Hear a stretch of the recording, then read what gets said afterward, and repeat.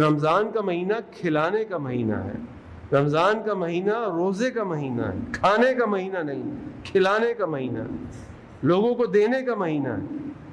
خود کم کھائیں تاکہ رمضان کا مہینہ چستی کے ساتھ گزرے، مضبوطی کے ساتھ گزرے، ورنہ اگر بہت کھائیں گے، بہت شربتیں اور جوس اور یہ سب کھاتے پیتے رہیں گے تو نہیں، آپ کو رمضان میں وہ فرحت اور وہ لذت محسوس ہوگی جو آپ کو ہونی چاہیے، کیونکہ بار بار آپ کو سستی آئے گی، ڈکار آئیں گے، باتھ روم جانا پڑے گا، وضو ٹوٹیں گے اور آپ کا ٹائم بھی ضائع ہوگا، آپ کی عبادت بھی کمزور ہوگی۔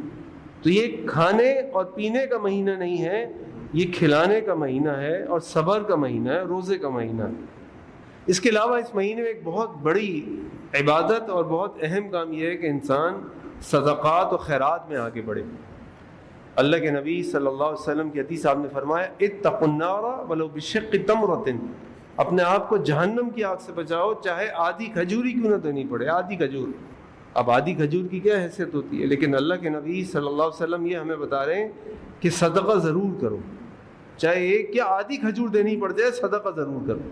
اور صحابہ بتاتے ہیں کہ اللہ کے نبی صلی اللہ علیہ وسلم اس مہینے میں اس رفتار سے صدقہ کرتے تھے جیسے تیز ہوا چلتی ہے۔ اللہ اکبر۔ تو یہ صدقے کا مہینہ ہے اور اپنے آپ کو صدقے کے ذریعے جہنم سے آزاد کرانے کا مہینہ ہے، اور یہ صدقہ اللہ کو بہت محبوب ہے۔ اللہ تعالیٰ قرآن کریم میں فرماتے ہیں جو بھی مال تم اللہ کے لیے خرچ کرتے ہو فَهُوَ يُخْلِفُهُ، اللہ تم کو واپس لوٹا دیتے۔ اور حدیث میں اللہ کے نبی صلی اللہ علیہ وسلم فرماتے ہیں ما نقصت صدقۃ من مال، صدقہ مال میں کوئی کمی نہیں کرتا، صدقہ مال میں کوئی کمی نہیں کرتا۔ ہمیں لگتا ہے لیکن اللہ وہاں سے دیتے ہیں جہاں سے ہم سوچ بھی نہیں سکتے۔ اور یہ دینے کا مطلب یہ نہیں ہے کہ آپ کی جیب میں نوٹ زیادہ ہو جائیں، آپ کے بینک اکاؤنٹ میں پیسے زیادہ ہو جائیں۔